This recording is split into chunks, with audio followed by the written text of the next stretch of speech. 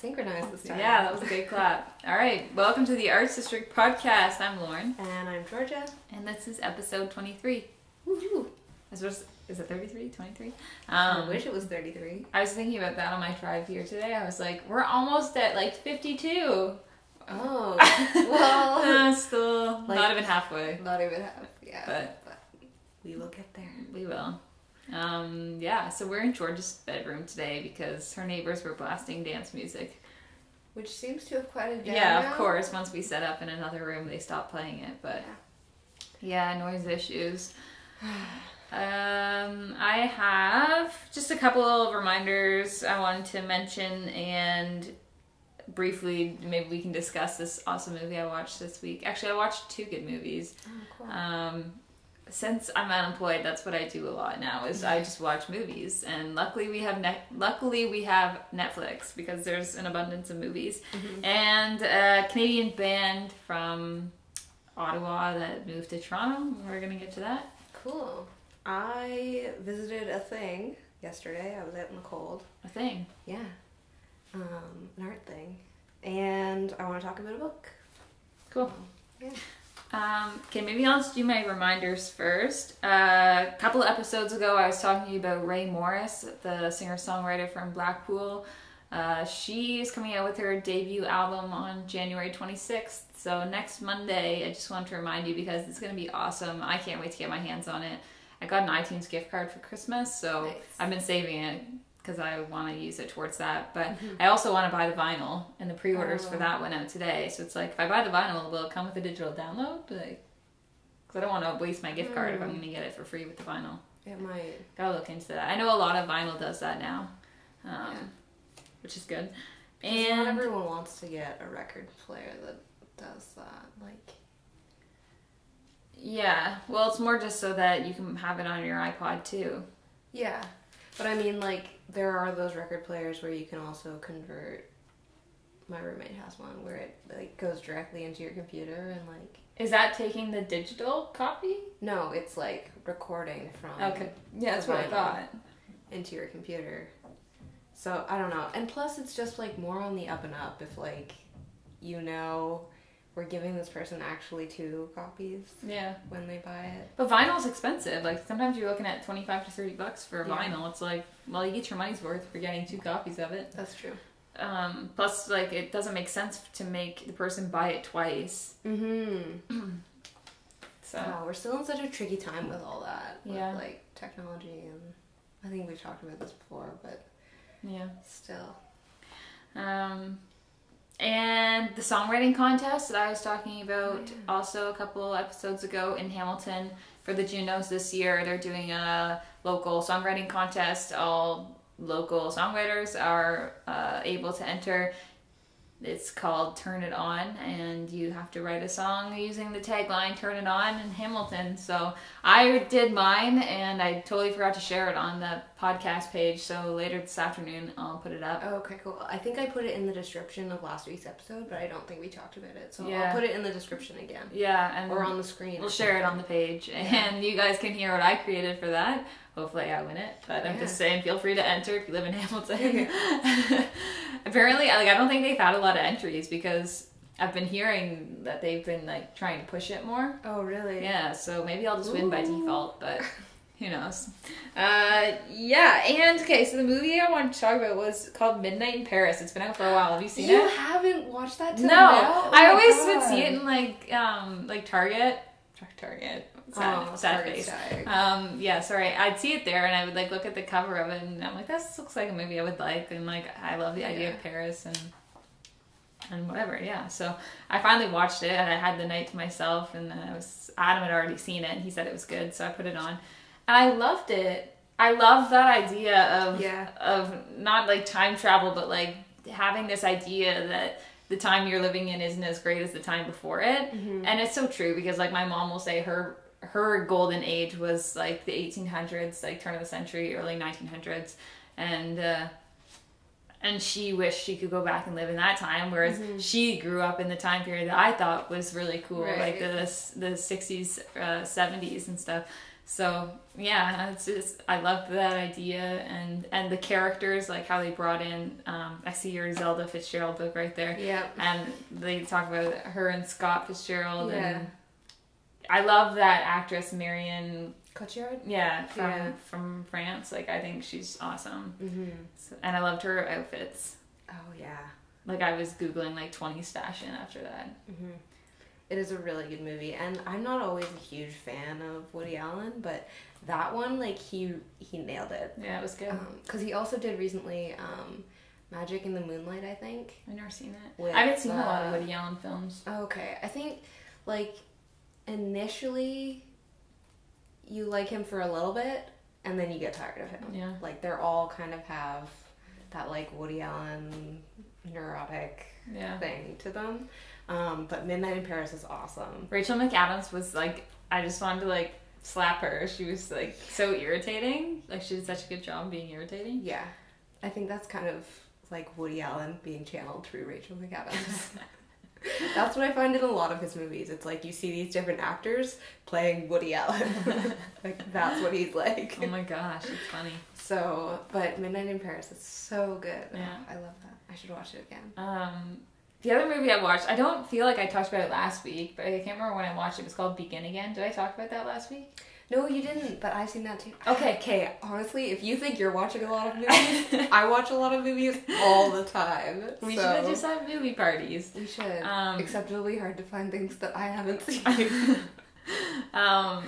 Yes, okay, Begin Again, it was another movie that I saw at Target, and I was like, what is this? So I read the back of it, and it was so up my alley because it was about like a singer-songwriter living in New York City and, you know, just all about that music business and whatnot. So I loved it. It has Keira Knightley in it and Adam Levine, Mark Ruffalo. I think it was like Adam Levine, like his first acting experience. And he seemed kind of awkward in certain parts, but then whatever. Well, he's playing the asshole character. Yeah. So.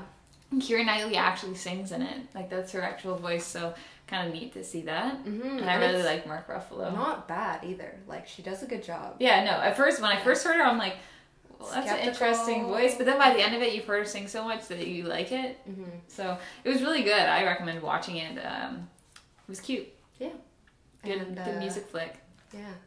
James Corden, I think, in that as well, as like the friend guy. I like him. He's funny. Yeah, he is funny. He's been in a lot of British things. Yeah, good movie. Yeah. There were times when I was like listening to the soundtrack of that too. Really? Like being like, I'm in this movie. It's awesome. The soundtrack would be good. There were some good songs in it. Yeah. I really like that one. It's like the first one they shoot when they're outside, and it's like Coming Up Roses or something. Coming Up Roses. Yeah. It's just got a really cool vibe to it. Mm-hmm. And with the kids in it. Oh, yeah. Yeah, it's good. So there you go. 2 movies you can watch if you haven't seen them yet. Yeah, so those were just my little blurbs. Do you have a little blurb? Cool. Well, going back a little bit, you were talking about being born in different times, and that actually or like wishing you'd been born in different times, and that brings me to something I was literally just reading in this book that I want to talk about. This is How to Be a Woman by Caitlin Moran. I think that's how you say her name. That's how Lady Caitlin from House Stock. No, I think that would be Caitlin. That looks like Caitlin to me. Yeah? I don't know. I've heard people say it different, and I don't know.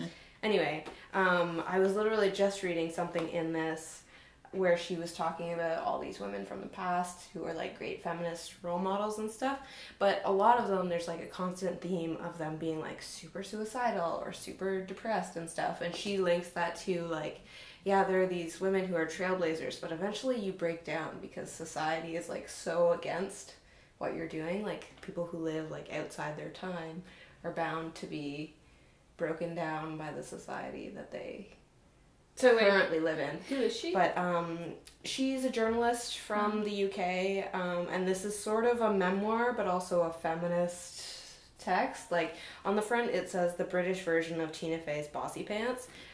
I have to say that I love Tina Fey's Bossy Pants, but this is better.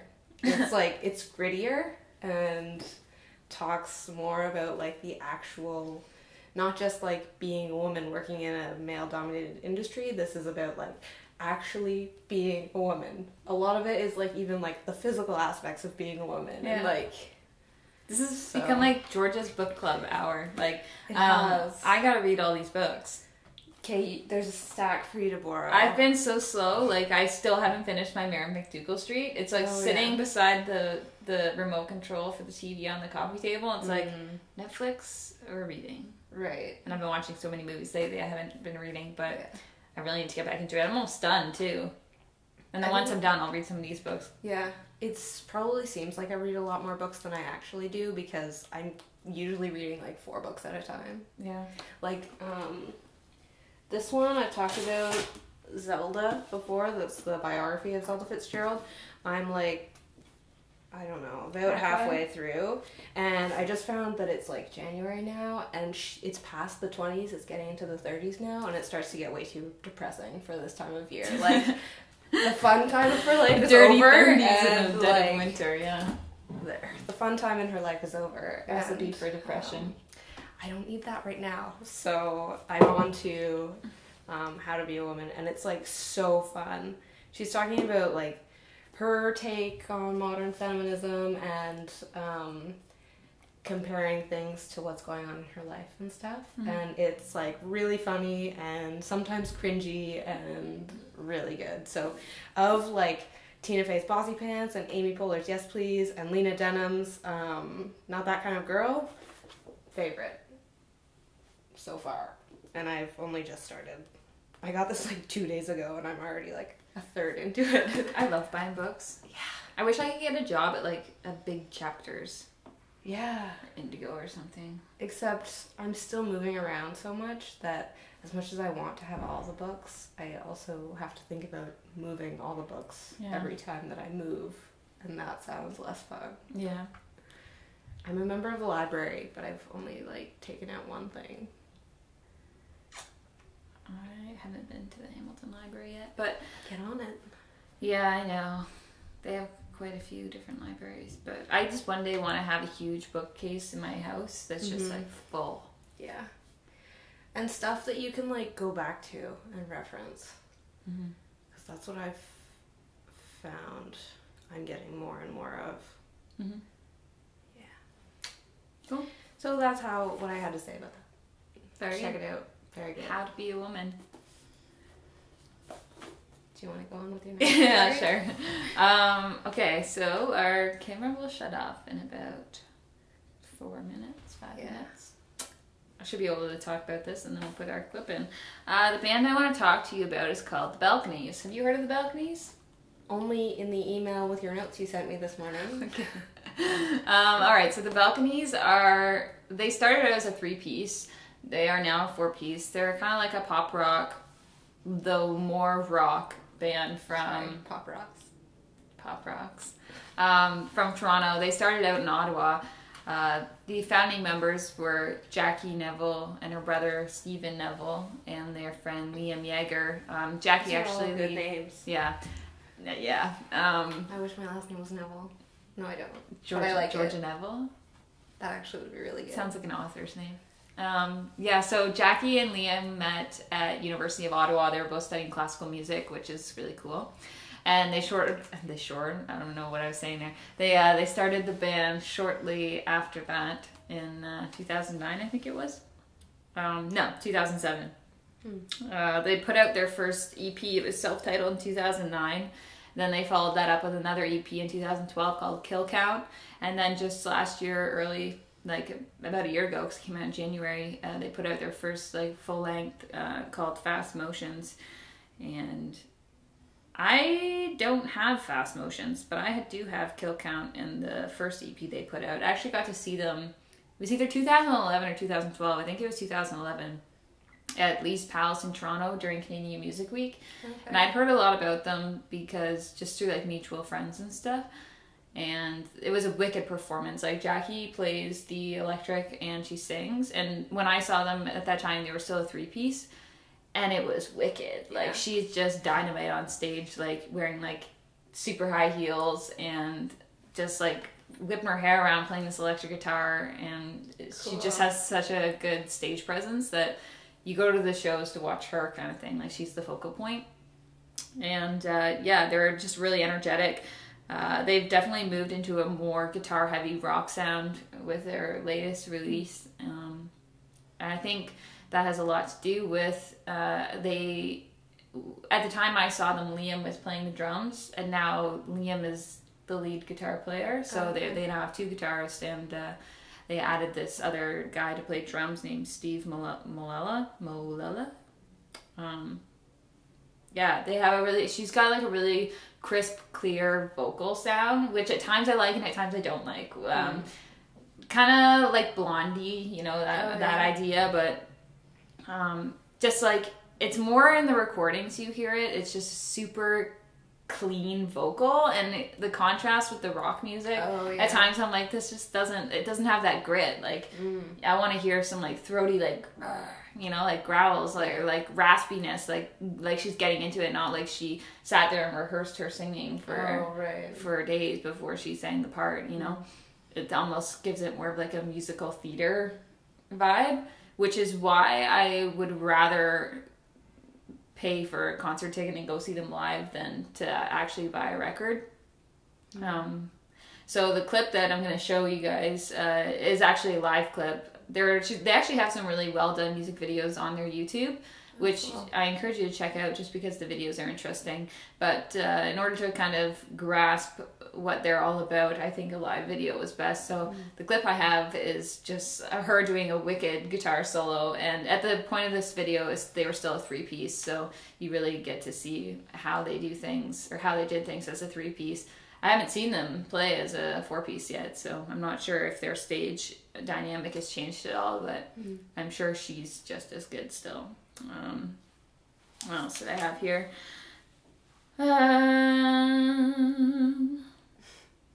Yeah, the very first song that like really caught my attention of theirs was one called Serious Bedtime, and I feel like they've redone it since then, because like the main part of the song was this line that was like, if you do it in the dark, no one sees it, blah, blah, blah. And I feel like they have a song out called Do It in the Dark, so it makes me wonder if they've like taken that song and re-recorded it and changed things up about it. I haven't heard it, but yeah, you can go on their website at thebalconies.ca. It's a really nice website, lots of info and videos and pictures and all that jazz. They're also on all your favorite social media sites, Twitter, Facebook, Instagram, you name it, they got it. I think they're on Bandcamp and everything too. They've toured a lot, actually. Every time I would look into them, they were touring extensively across Canada. They did some tours in Europe and down in the States.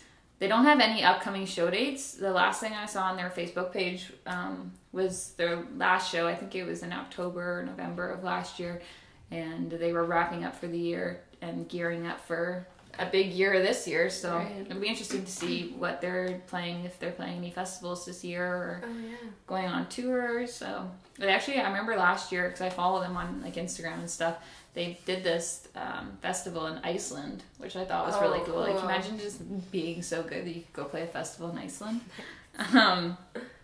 Yeah, so no show dates listed, but you can keep an eye on their Facebook page and whatnot for that info as it comes out. The song that I want to show is a song called Beating Your Heart. It's, well, you'll hear it. It's very rock, very catchy rock. Yeah, so hope you enjoy it. There's about just under a minute of that. And yeah, here you go.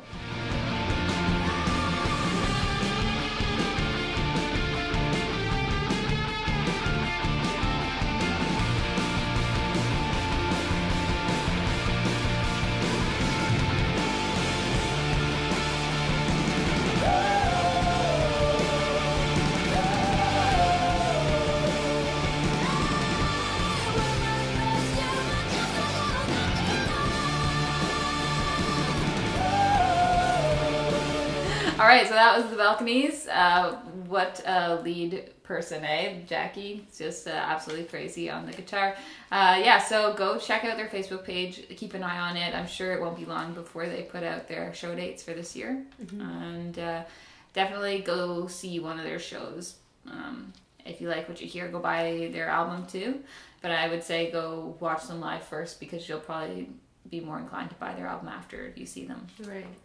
So that was the Balconies. Cool. Speaking of like festivals, a lot of the major festivals have had their lineups coming out and stuff. Mm-hmm. Have you looked into any of that at all? I looked at Coachella's. Oh yeah. And I was surprised that Haim wasn't on there. Oh. Because that's why I checked it. I mean, not that I could go to Coachella anyways. I would love to, and one day I hope I can. But I was just surprised that they weren't on there. Okay. I feel like Bonnaroo was released too, but I didn't check. Yeah, there's been a few that have come out, and people have started talking about it and stuff. I have to be honest, I haven't really looked into it. I just was curious. Apparently, there's going to be a new festival in Burrells Creek. That'll be like the Bonnaroo North. That'll be like Canada's version of Bonnaroo. Oh, cool. So I'm really excited to hear more about that. That came out a couple weeks ago on the news. They're planning a huge music festival for up here. They've like partnered with the people that put on Bonnaroo. Okay. So it'll be in Burrells Creek, which is about 20 minutes away from Aurelia, our hometown. So we'll definitely be there reporting live. Yeah. So that was a weird haunting sound. Dogs. There's dogs in this neighborhood. They're like wild and feral. Did you? Just kidding. There's no feral dogs around here. Did you finish Sonic Highways? I did. Have you been watching it? No. Oh. I know. I'm so bad. I finished it and was really sad that I finished it. God, it's so good. No spoilers. Just looking into the middle distance and having fond memories of Dave Grohl and Taylor Hawkins. Yeah. That's one thing I was going to say about Begin Again. Did you find it weird that the terrible character musician's name was Dave Grohl? Yeah, no, I was like, why are you hating on Dave Grohl? It's funny because like when they show his name up on the marquee, the first time I just saw like the OHL thing, and I was like, Dave Grohl, like what? Is he in this movie? And then surprise character. Yeah, but then I reread it and I was like, oh, Dave Cole. But like, Too Close for Comfort. Yeah. They're people who made Begin Again. Yeah, that made me uncomfortable. It's like, don't you be hating on Dave Grohl. Yeah. I'm not even a huge Foo Fighters fan. Like, the final songs at the end of Sonic Highways, I was like, yeah, they're good. I wouldn't just, like, casually listen to the Foo Fighters. But don't you talk about Dave Grohl. I like older Foo Fighters, not so much the newer, like, heavy stuff. And even that one song I found on the first episode of Sonic Highways, like, yeah, it's good. And I know Adam really likes it, but, like, I'm listening and there's something missing in it, and I can't put my finger on it. But, yeah, it's like they're just writing because they had to for the show, but it's like if they had actually put more time into they had more time, maybe they could come up with something better. They only had like a week, and plus they're doing interviews, and well, who knows if they actually did it in a week. I feel like, well, didn't he write it in like an hour, like right before? Yeah, I guess, but then they were also doing the arranging, and he also has to do all his interviews. Yeah, he's a busy guy, but nonetheless we love him. Good old Davey. Okay, what was your last thing? So my last thing was Villa Toronto. It's not going to be in focus. But I've mentioned Villa before. It's sort of a traveling, every couple years, international art festival thing. And right now it is on in Toronto. It started January 16th and it goes till January 23rd. And it's at a whole bunch of different places, and different galleries are involved, like Art Metropole, Diaz Contemporary. I'm just naming the ones that I like know. MKG. There's loads more. There's stuff going on at the Art Gallery of Ontario, but what I went to yesterday was Union Station. They've taken the main level of Union Station and put in a whole bunch of art stuff. Cool. Yeah, I got some video, so maybe I'll stick that in here. But there were some sculptures that were just out in the middle of things, and then they'd also built a sort of gallery thing. There were a few white walls up where they had little installations going on. One of my complaints is that stuff wasn't labeled very well, and I picked up a couple random pieces of paper that were like sitting next to things, but even those things didn't necessarily talk specifically about the artwork. They maybe just talked more about the artist, or there were places where I think they had put multiple artists in one area and you didn't really know like what was talking about who. So That's my largest complaint, but overall it was really cool to just go into a public space, and there were people who were there to see the art, and then there were just like travelers getting off trains or coming up from the subway and just being like, what? And I like that art can take over a space and make people uncomfortable. So this was free? Yeah. And it's like the same works that they'll show in another place? And, no, so it's different each time? Different each time, and they cooperate with different galleries and artists and stuff like that. That's cool. So I got SOCAN on the back. Oh yeah. Interesting. Yeah, there were a few events happening throughout the week that I don't know if I'm going to be able to get out to any events, but I wanted to see Union Station for sure, because I just think that's a cool idea. It's such a neat space. So I'll show my video clips and talk about a couple pieces.